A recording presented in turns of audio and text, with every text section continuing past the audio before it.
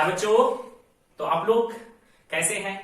अगर अच्छे हैं तो जरूर कमेंट बॉक्स में बताइएगा कि हाँ सर बहुत अच्छे हैं। और पढ़ाई कैसी चल रही है ये भी जरूर बताइएगा। जितने भी स्टूडेंट वीडियो लेक्चर देख रहे हैं आप लोग कैसे हैं, अच्छे हैं? तो अच्छा मतलब अपना जरूर बताइएगा कमेंट में। और आप जो पढ़ाया जा रहा है समझ में आ रहा है, एंजॉय कर रहे हैं कि नहीं कर रहे हैं ये भी जरूर बताइएगा। तो चलिए आज की क्लास हम स्टार्ट करते हैं। आई थिंक आपको पिछली क्लास बहुत बहुत बहुत ही अच्छी, क्योंकि एक्सपेरिमेंटल थी और बहुत अच्छी लगी होगी। आज के भी क्लास में हम कुछ एक एक्सपेरिमेंट देखेंगे और जो पिछली क्लास पढ़ा होगा आज की क्लास उसके लिए बहुत बहुत आसान होने वाली है। ठीक है, तो चलिए आपके बोर्ड पर एक फिगर दिया गया है और इस फिगर को आपको अपने नोट कॉपी में बनाना भी है और साथ में ये इंपॉर्टेंट भी है। हेडिंग है हमारी पर्णरंध्र, जिसको इंग्लिश में स्टोमेटा कहते हैं। अब इसका डिफिनेशन क्या होता है? तो बच्चों जो लोग लिख रहे हैं वो लोग लिख ले। ठीक है, हम क्या बोल रहे हैं पहले लिख लीजिए, आप लोगों को समझा देते हैं।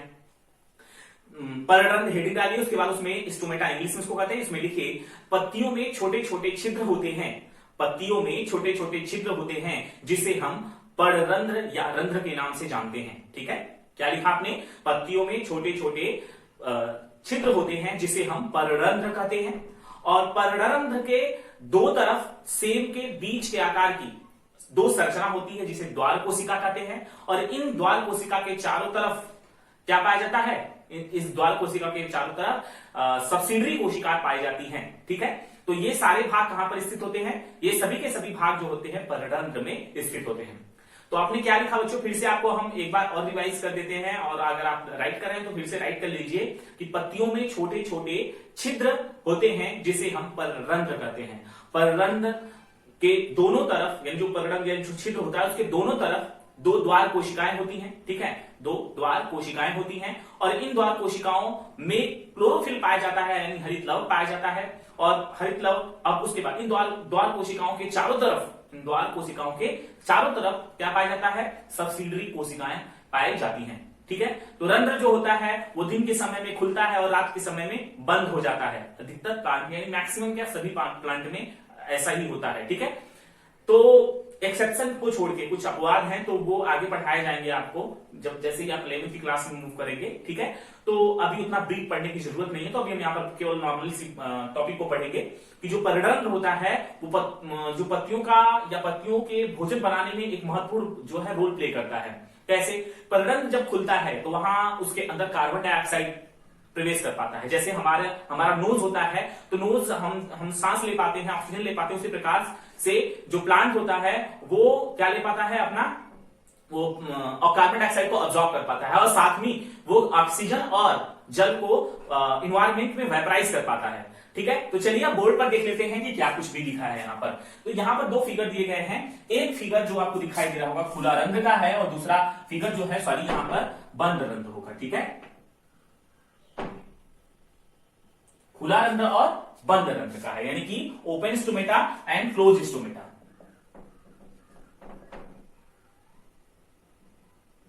ठीक है, ओपन एंड क्लोज स्टोमेटा।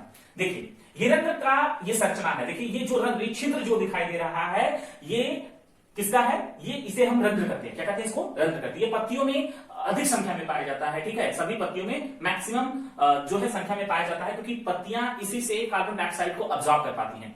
तो ये जो रंध्र होता है ये दिन के समय में खुलता है और रात के समय में कैसा हो जाता है? बंद हो जाता है। तो बंद रंध्र की संरचना वो है और खुले रंध्र की संरचना वो ये है। और आपके बोर्ड एग्जाम में डायरेक्टली क्वेश्चन पूछ लेता है कि रंध्र की, या फिर आपको फिगर बनाने के लिए दे सकता है रंध्र की संरचना का सचित्र वर्णन करिए या फिर इसका नामांकित चित्र बनाइए। तो ऐसी स्थिति में आपको ये फिगर ड्रॉ करना पड़ेगा। रंध्र जो होता है इस खाली वाले भाग को हम रंध्र कहते हैं। फिर से ध्यान से सुनिएगा, इस खाली वाले भाग को जो छिद्र है इसी को हम क्या कहते हैं? रंध्र कहते हैं। रंध्र के दोनों तरफ क्या है? ये सेम के बीच के आकार की दो संरचना दिखाई दे रही है, इसको हम क्या कहते हैं? इसे हम क्या कहते हैं? इसको हम द्वार कोशिका कहते हैं। यहां पर लिखा भी है। ठीक है बच्चों, द्वार कोशिका कहते हैं। द्वार कोशिका में आपको ये डॉट दिखाई दे रहे होंगे, ये क्या होता है? हरित लवक होता है जो भोजन निर्माण में मदद भी करता है। और इस द्वार कोशिका, ये जो सेल के बीच के आकार की द्वार कोशिका होती है, ये इस द्वार कोशिका के चारों तरफ जो आपको ये कोशिकाएं दिखाई दे रही हैं, इस कोशिका को हम क्या बोलते हैं? सबसिडरी कोशिका कहते हैं। ठीक है, इसको सबसिडरी कोशिका कहते हैं। और ये मेडिकल एग्जाम में पूछा गया क्वेश्चन भी है कि सबसिडरी कोशिका कहां पाई जाती है? तो द्वार कोशिका के चारों तरफ पाई जाती है। ठीक है, और उसके बाद हम आगे मूव करते हैं, यानी कि यहां पर देखिए बंद रंध्र में क्या हो गया है कि ये जो ये रंध्र ओपन यहां पर था, ये क्या हो गया है, क्लोज हो गया है। अब ये बच्चों कैसे क्लोज हो जाता है हम आपको बता देते हैं। अभी यहां पर जब द्वार कोशिका में पानी भरता है यानी जल भरता है तो उस दौरान इसकी कोशिकाएं तन जाती हैं, और तनने के कारण क्या होती हैं, ये खुल जाती हैं। और जब शाम के समय में यानी जब फोटोसिंथेसिस यानी सन की लाइट जो है प्लांट पर की पत्तियों पर नहीं पड़ती है, उस दौरान वेपराइजेशन नहीं होता यानी कि वाष्पोत्सर्जन नहीं होता, तो उस सिचुएशन में क्या होता है कि रंध्र कोशिकाएं क्या हो जाती हैं, सिकुड़ जाती हैं और बंद हो जाती हैं। तो जल की कमी होने के कारण रंध्र की कोशिकाएं क्या हो जाती हैं, बंद हो जाती हैं, और जल जब इसमें पूरी तरीके से भर जाता है तो ऐसी स्थिति में इनकी कोशिकाएं यानी जो द्वार कोशिका है वो तन जाती है, और जिससे यहां पर छोटा सा छिद्र हो जाता है। तो दिन के समय में खुला रहता है और रात के समय में ऐसा बंद हो जाता है। आई थिंक आप लोगों को ये टॉपिक समझ में आई होगी, नहीं समझ में आई तो वीडियो को फिर से स्टार्ट करिए और फिर से देख लीजिए आप लोग, ठीक है। और जो हम हेडिंग बोले हैं उसको राइट कर लीजिए। अब आपको हम बता देते हैं, और हाँ, इस फिगर को जरूर बना लीजिएगा, वीडियो पॉज करिए और इस फिगर को बना लीजिए, और हम आपको बता देते हैं कि ये जो रंध्र की संरचना है ये कहां से मतलब कैसे हमको दिखाई देता है। तो चलिए हम इसको इरेज करते हैं, ठीक है।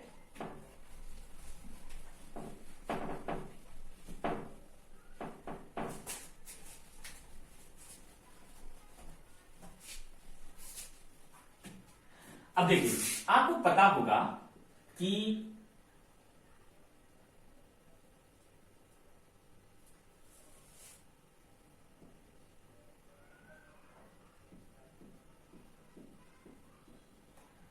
एक पत्ती है, ठीक है। इस पत्ती का हमने इतना भाग काटा, और काटने के बाद हमने इसको माइक्रोस्कोप में देखा। कहां देखेंगे इसको हम, माइक्रोस्कोप में। जब इसको हम माइक्रोस्कोप में देखेंगे तो उस दौरान हमको वहां पर कुछ ऐसी संरचना दिखाई देगी।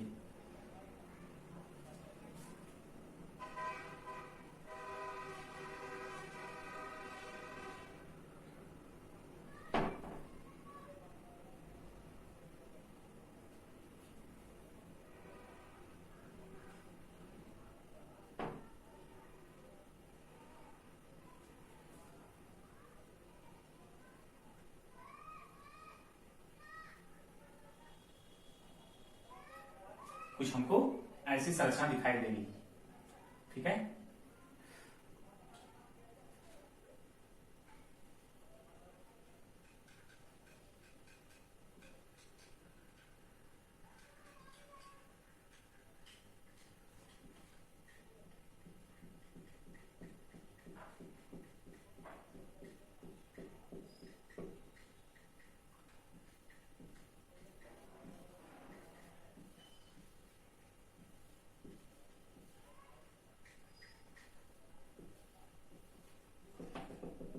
इसमें पानी भरा है, वाटर, और अब देखिए बच्चों यहां पर ये जो दो ऐसे से होल दिखाई दे रही है, ये वाला जो भाग दिखाई दे रहा है, यही क्या है, यही रंध्र है, ठीक है। यही क्या है, रंध्र है। और यहां पर ये जो दो कोशिका दिखाई दे रही हैं, इस कोशिका को हम क्या कहते हैं, द्वार कोशिका। कौन सी कोशिका, द्वार कोशिका कहते हैं, ठीक है। अब थोड़ा फोकस करिएगा। अब जब ये दिन के समय में जब ये ओपन होता है, दिन के समय में जब ये ओपन होता है तो उस दौरान इसमें कौन जाता है, प्रवेश करता है, कार्बन डाइऑक्साइड। जब ये खुलता है तो उस दौरान कार्बन डाइऑक्साइड अंदर जाता है, लेकिन ऑक्सीजन तथा जल जो है यहां से बाहर आता है, ठीक है। तो हमने एक पत्ती लिया, पत्ती को मतलब इतना कट के माइक्रोस्कोप में देखे, तो माइक्रोस्कोप में देखने के बाद हमको ऐसी संरचना दिखाई दी। हमें ऊपर की तरफ यानी ऊपर यहां पर दो जो कोशिकाएं दिखाई दे रही हैं, ये जो ऊपर संरचना दिखाई दे रही है, और ये इसके ऊपर इस तरह की और एक अस्तर होता है जिसको हम एपिडर्मिस के नाम से जानते हैं, यानी बाह्य त्वचा इसको कहते हैं, एपिडर्मिस यानी बाह्य त्वचा कहते हैं। बीच में यहां पर जो संरचना दिखाई दे रही है इसको हम क्या बोलते हैं, पर्ण मध्योतक कोशिका, पर्ण मध्योतक कोशिका, जिसको मीजोफिल सेल के नाम से जानते हैं, मीजोफिल सेल, ठीक है। और यहां पर बंडल सीट है,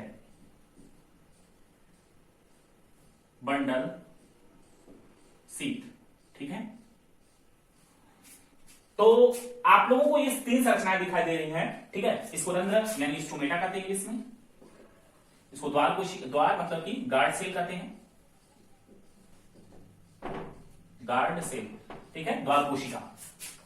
तो बच्चों हमने क्या देखा, एक पत्ती है, लीफ का जब हमने इतना कट किया, कट के माइक्रोस्कोप में देखे तो हमको ये संरचना दिखाई दी। अभी के जो हम स्टोमेटा का फिगर ड्रॉ किए थे वो स्टोमेटा कुछ यहाँ पर पाया जाता है ना, कुछ पत्तियों के निचले स्तर ऊपरी स्तर दोनों पर होता है, लेकिन अधिकतर निचले स्तर में होता है। ठीक है, तो उस दौरान क्या होता है, ये जो रंध्र आपको यहाँ पर जो दिखाई दे रहे हैं, ये रंध्र का जो फिगर हमने बड़ा करके अभी हमने क्लोज और ओपन का पूरा देखा था, उसमें होता क्या है कि जब हम इस माइक्रोस्कोप में देखे तो ये रंध्र जो होता है जब ये खुला है, इसका मतलब दिन का समय है, दिन के समय में खुला रहता है। और जब ये दिन के समय में खुला क्यों रहता है, क्योंकि पानी जो होता है, जो वाटर है, ये कहां पर आ जाता है, इस कोशिका में आकर, यानी गार्ड सेल में आकर क्या हो जाता है, भर जाता है। मतलब कि अभी को जो हमने फिगर ड्रॉ किया था कुछ ऐसा फिगर था, आपको याद होना चाहिए वो।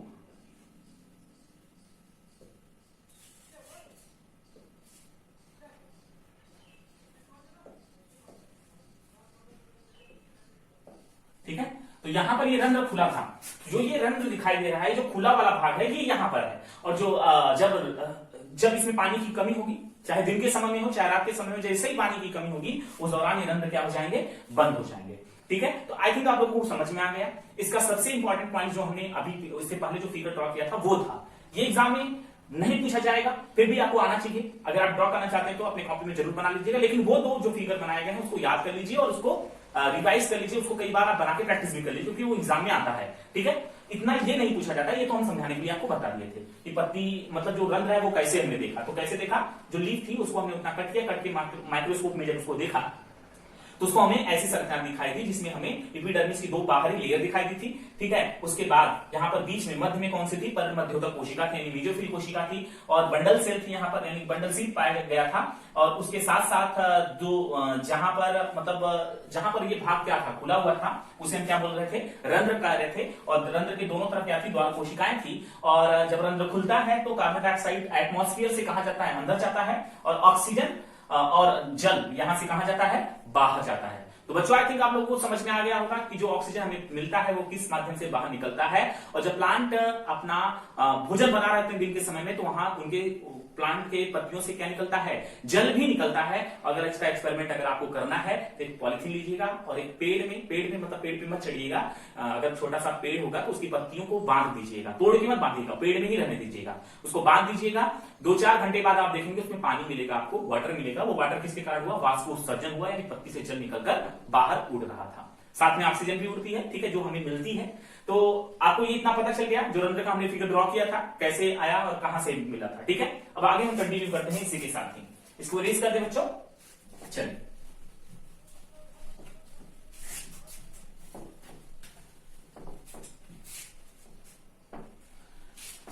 अगली हेडिंग है कि क्या पौधों के लिए कार्बन डाइऑक्साइड महत्वपूर्ण है।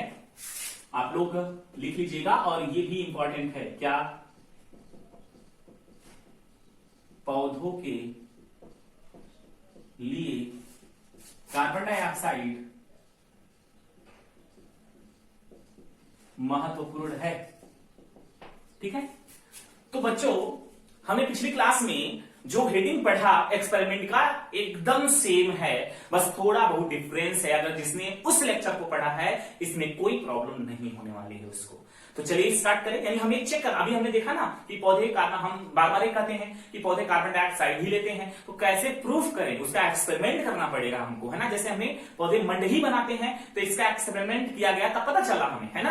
तो यहां पर भी पौधे कार्बन डाइऑक्साइड ही लेते हैं, ये कैसे पता करें, तो इसके लिए हम ये एक्सपेरिमेंट करने जा रहे हैं, जिससे हमें पता चल जाएगा कि पौधे श्वसन की क्रिया में कौन सी गैस अब्सॉर्ब करते हैं, कार्बन डाइऑक्साइड गैस अब्सॉर्ब करते हैं। तो बच्चों जैसे पिछली क्लास में हम आपको फिगर के थ्रू पढ़ाए थे, इसी तरीके से इसमें भी बता देते हैं। पहले तो 2 गमले में लगा प्लांट लेना है हमको।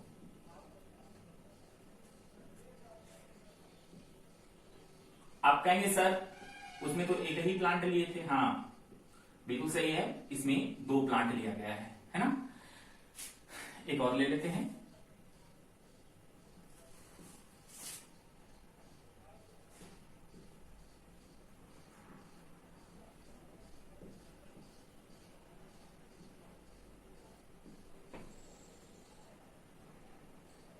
ठीक, 2 गमले में लगा पौधा लेंगे। ठीक, अगर ये गमले में जो पौधा लगा है ये हो सकता है बाहर रखा हो जहां पर सनलाइट पड़ती हो, तो ऐसी स्थिति में इन दोनों मतलब कि बाहर ही होगा, ठीक है। तो इस दोनों गमले को मतलब जो गमले में लगा पौधा है इसको हमें क्या करना है, जैसे वहां पर कर रहे थे, कितना, लगभग 3 से 4 दिन तक, ठीक है।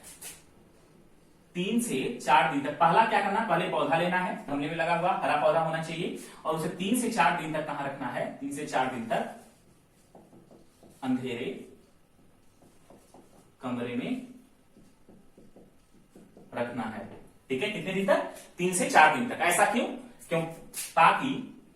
क्यों, ताकि उसका मंड खत्म हो जाए, ताकि उसमें उपस्थित मंड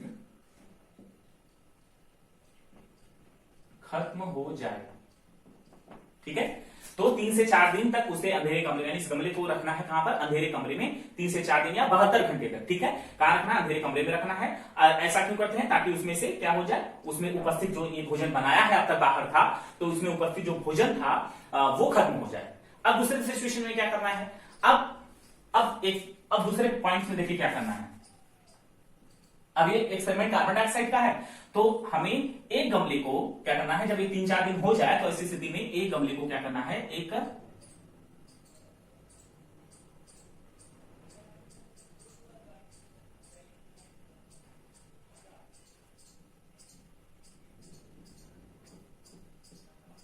एक पटरी पे रखना है ना, एक प्लेट पे या पटरी पे रखना है। और उसके बाद क्या करना है, उसके बाद एक कांच का बना हुआ एक जार लेना है, और जार लेने के बाद इस पटरी पर वैसलीन लगा देना है। क्या लगाना है, वैसलीन का लेप लगा देना है।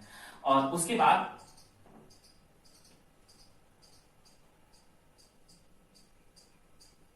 एक कांच से बना हुआ जार लेंगे और उसको इसके ऊपर रखेंगे, ठीक है। उसको क्या करेंगे, इसके ऊपर रखेंगे। लेकिन उससे पहले एक बर्तन में, एक छोटे से प्लेट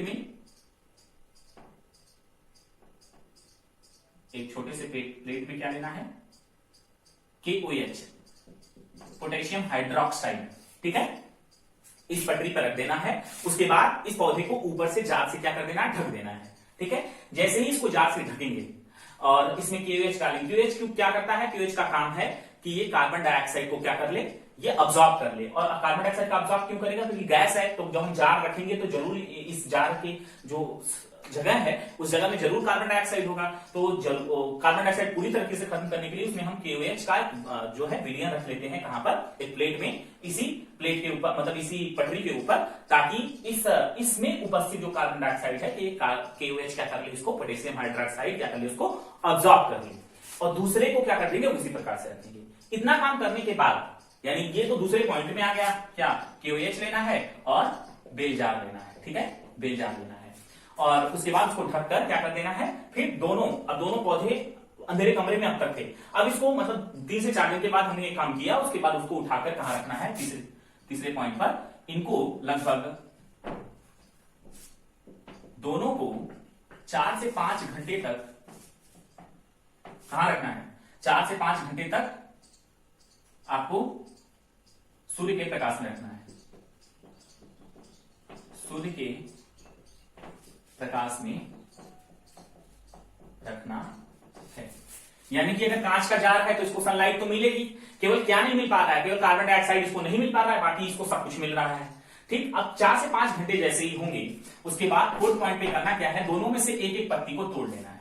फोर्थ पॉइंट में क्या करना है, दोनों में से एक एक पत्ती को क्या कर लेना है, तोड़ लेना है।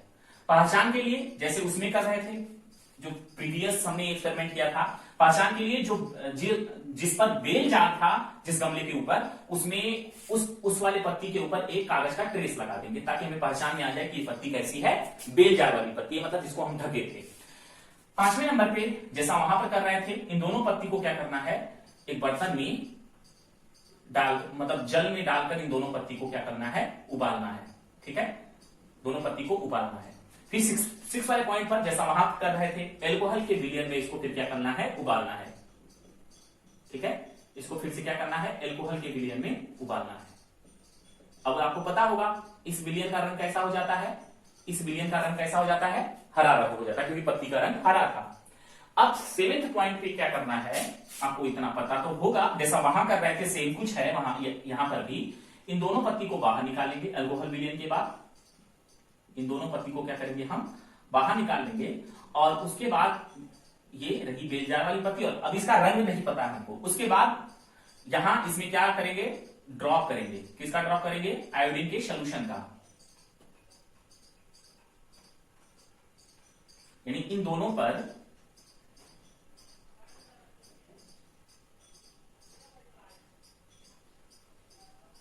आयोडीन का सोल्यूशन हम मतलब डालेंगे इसमें।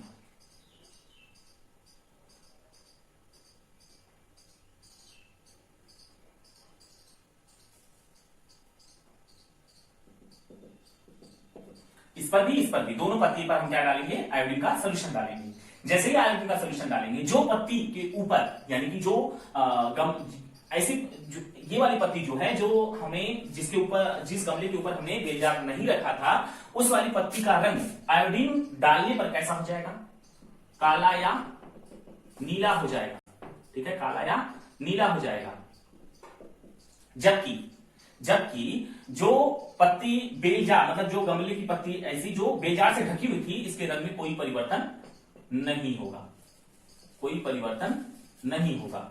अर्थात इससे क्या सिद्ध हुआ, अर्थात जो पत्ती यानी कि जो गमला कहां था, जो बेलजार से ढका नहीं गया था, उसको कार्बन डाइऑक्साइड मिला, उसको सनलाइट भी मिली, वो अपना भोजन बना लिया। जब भोजन बनाया यानी मंड बनाया, तो जब हमने उसको उस पर आयोडीन का सोल्यूशन डाला, तो जैसे ही आयोडीन का सोल्यूशन डाला, उसका रंग काला या नीला हो गया। और जो गमला जो है बेलजार से ढका हुआ था, उसमें कार्बन डाइऑक्साइड नहीं जा पाई, क्योंकि KOH हमने रखा था, जो कार्बन डाइऑक्साइड इस इन्वायरमेंट में यहां पर भी थी, वो भी क्या हो गई, अवशोषित कर ली गई, और इसलिए पौधे को कार्बन डाइऑक्साइड नहीं मिल पाया, जिससे ये अपना भोजन नहीं बना पाया, और इसलिए इस पत्ती का रंग में कोई परिवर्तन नहीं होता है। और इस प्रकार सिद्ध हो जाता है कि क्या, कि पौधों के लिए कार्बन डाइऑक्साइड भी क्या है, महत्वपूर्ण है। या पौधे अपना भोजन के निर्माण में किसका प्रयोग करते हैं, कार्बन डाइऑक्साइड गैस का निर्माण करते हैं, मतलब कार्बन डाइऑक्साइड गैस का अवशोषण करते हैं। ठीक है, तो फिर से एक बार हम इसको रिवाइज कर देते हैं, आप ध्यान से सुनिएगा। पहले क्या करना है, 2 गमले में लगा पौधा लेना है, और इन दोनों पौधे को 3 से 4 दिन तक अंधेरे कमरे में रखना है, ताकि इसमें से मंड इसका क्या हो जाए,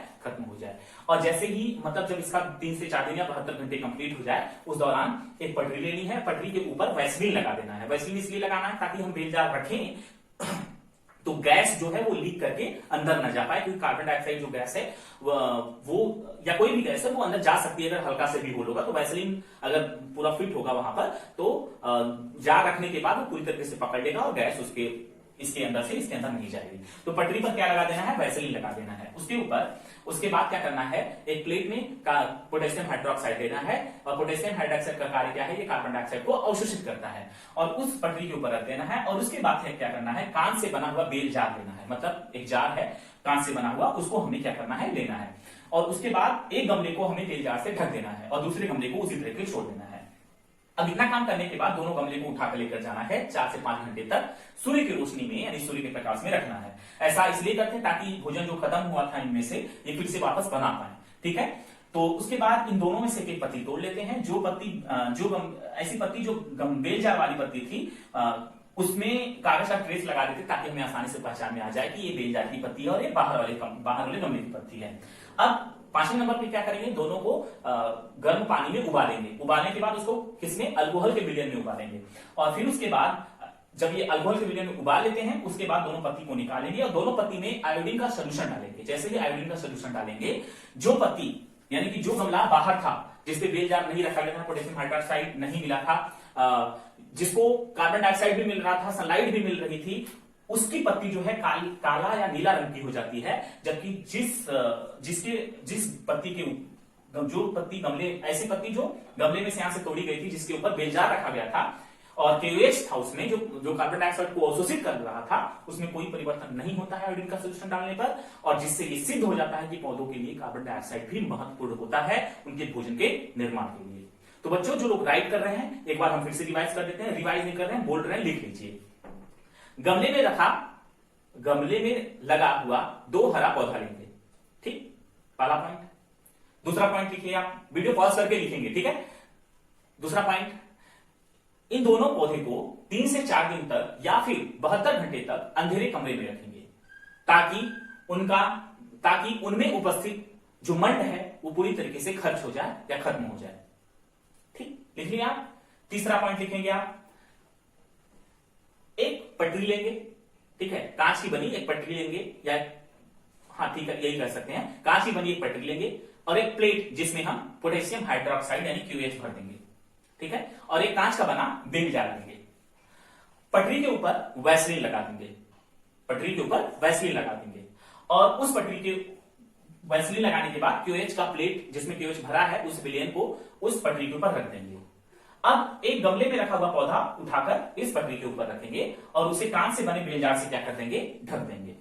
ठीक, उसके बाद तीसरे पॉइंट यानी अगले पॉइंट पर लिखिएगा आप लोग, दोनों गमले को उठाएंगे अब 4 से 5 घंटे तक सूर्य के प्रकाश में रखेंगे ताकि वो अपने भोजन का निर्माण कर सके। फिर 4 से 5 घंटे होने के बाद दोनों गमले में से एक एक पत्ती को तोड़ लेंगे और उस पत्ती पर कागज का ट्रेस लगा देंगे जो पत्ती बेल जार वाले गमले से ली गई थी। ठीक है, बेल जार वाले गमले वाले पौधे से ली गई थी। अब इन दोनों पत्ती को जल में क्या करेंगे, उबालेंगे। उसके बाद जल में उबालने के बाद इसको अल्कोहल के विलयन में उबालेंगे। ठीक है, आप एक एक पॉइंट करके अलग अलग करके आप छोटा छोटा करके लिख लीजिए, या फिर जिसके पास बुक है वो बुक से भी देख सकता है, सब कुछ लिखा है वहां पर। ठीक है, थोड़ा बहुत नहीं लिखा है तो आप यहां पर समझ के लिख सकते हैं।